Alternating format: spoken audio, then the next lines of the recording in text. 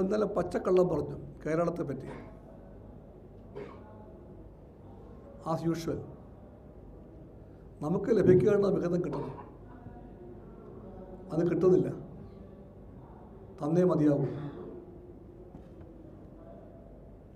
UGCയുടെ ശമ്പള കുടിശ്ശിക ഇനത്തിൽ 750 കോടി രൂപ കിട്ടാനുണ്ട്. അതെപ്പോൾ കിട്ടും?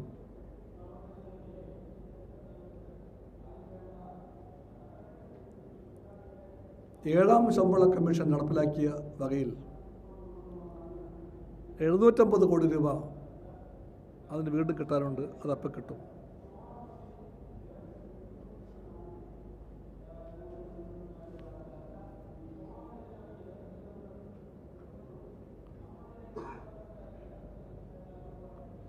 ഈ സാമ്പത്തിക വർഷത്തിൽ നമുക്ക് 5000 കോടി കടമെടുക്കാനുള്ള അർഹതയുണ്ട്. കടമെടുക്കാൻ അതിൻ്റെ പേപ്പേഴ്സ് എല്ലാം അയച്ചിട്ട് മാസങ്ങളായി. സാധാരണ ഡിസംബർ 30 മുമ്പ് അതിന് സമ്മതം കിട്ടും. അവിടെ നിന്ന് കടമെടുക്കാനുള്ള അനുമതിയാണ്, ഇതുവരെ കിട്ടിയിട്ടില്ല.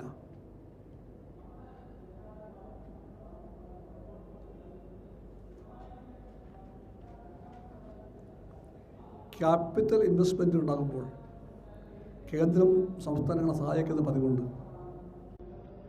അതിൻ്റെ ഭാഗമായി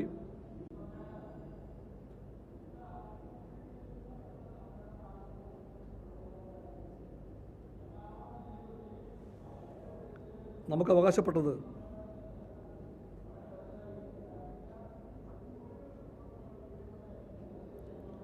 $2088.50 കോടിയാണ്.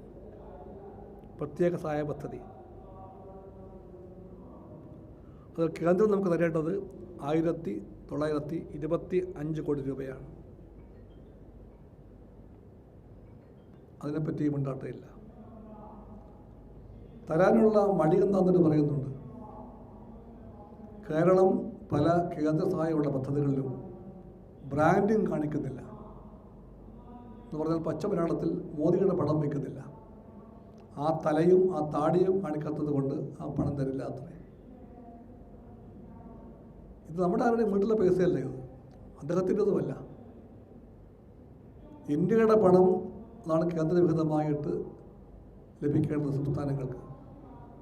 ആ പണം ലഭിക്കണമെങ്കിൽ മോദിയുടെ തല ബ്രാൻഡ് ചെയ്തില്ലെങ്കിൽ തരില്ല എന്ന് പറയുന്ന ഇത് ഏത് ഫെഡറൽ തത്വമാണ്? ഫെഡറൽ തത്വങ്ങളെയെല്ലാം സ്വേച്ഛാധിപത്യത്തിൻ്റെ മറയാക്കി മാറ്റുന്ന ഈ ഏർപ്പാട് അവസാനിപ്പിക്കണം. ഇപ്പോൾ ലൈഫ് പദ്ധതിയുടെ സഹായം തരുന്നില്ല. കാരണം വാതുക്കൽ ഈ പണം വെക്കണം, മോദിയുടെ തല വെക്കണം എന്ന് പറഞ്ഞാൽ നരേന്ദ്രമോദി ഈ വീടിൻ്റെ ഐശ്വര്യമെന്ന് പറയാതെ പറയണം പോലും. ഇതെല്ലാം അതിര് കവിഞ്ഞ ഏകാധിപത്യ വാസനയാണ്. ഇത് ഫാസിസത്തിലേക്കുള്ള യാത്രയാണ്. ഈ യാത്രയ്ക്ക് സമ്മതം മൂളാൻ കേരളത്തിന് മനസ്സില്ല.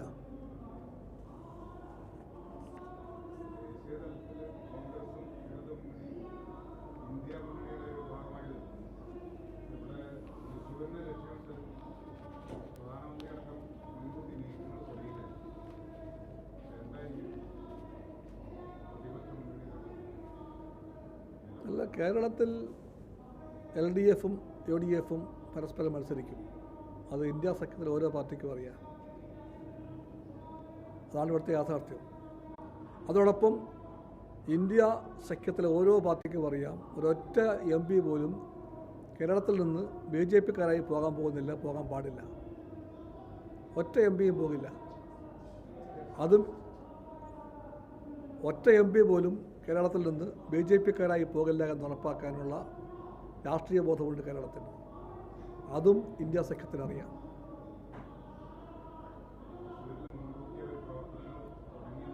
അല്ലാതെ ഒരുപാട് പണം, കണക്കറ്റ പണമുള്ള, നിങ്ങൾ ഇലക്ട്രൽ ബോണ്ട്സ് നോക്കിയാൽ മതി. ഇലക്ട്രൽ ബോണ്ട്സിൻ്റെ കഥ എന്താ? ഇലക്ട്രൽ ബോണ്ട്സിൻ്റെ മൊത്തം സംഭാവനയുടെ മോർ ദാൻ 95% പോകുന്നത് ഒറ്റ പാർട്ടിക്കാണ്. കൊടുത്ത ആൾ ആരാണെന്ന് ആരോടും പറയണ്ട. അങ്ങനെ കൊടുക്കുന്ന ബോണ്ടാണ് ഇലക്ട്രൽ ബോണ്ട്. ആ ബോണ്ടിൻ്റെ എല്ലാം റെസിപ്പിയൻസ് ആരാ? ഒരു പാർട്ടിയാണ്. ആ പാർട്ടി ഏതാ? ആ പാർട്ടി BJP ആണ്. അപ്പോൾ ആ പാർട്ടിയുടെ പക്കൽ ഇഷ്ടംപോലെ പണമുണ്ട്.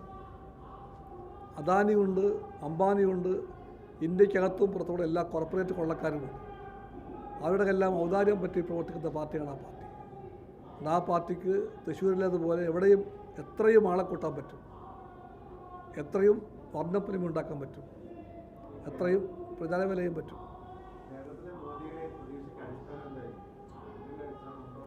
അടിസ്ഥാനമൊന്നുമില്ല. ആ പ്രതീക്ഷ മലർപ്പടിക്കാരൻ്റെ പ്രതീക്ഷയാണ്. അത്രയേ ഉള്ളൂ. മോദിയുടെ പ്രതീക്ഷ ലഞ്ച് കൊടുത്ത വകയിൽ എല്ലാ ക്രിസ്ത്യനും കൂട്ടും, പേടിപ്പിച്ചിട്ടെല്ലാം മുസ്ലിം കൂട്ടും. അതെല്ലാം കൂടെ കൂട്ടിയാൽ കേരളത്തിൽ ഇഷ്ടം പോലെ ജയിക്കാം എന്ന് പറയുന്ന മലർപ്പടിക്കാരൻ്റെ മോഹമാണ് മോദിയുടെ മോഹം. ലഞ്ച് ഒരെണ്ണമല്ല, 1000 എണ്ണം കൊടുത്താലും കേരളത്തിലെ യാഥാർത്ഥ്യബോധമുള്ള ക്രിസ്ത്യൻ സഹോദരങ്ങൾ ക്രിസ്ത്യാനികളെ ശത്രുക്കളായി കാണുന്ന പ്രത്യയശാസ്ത്രം വിളമ്പുന്ന മോദിയുടെ പാർട്ടിക്ക് വോട്ട് ചെയ്യാൻ പോകുന്നില്ല.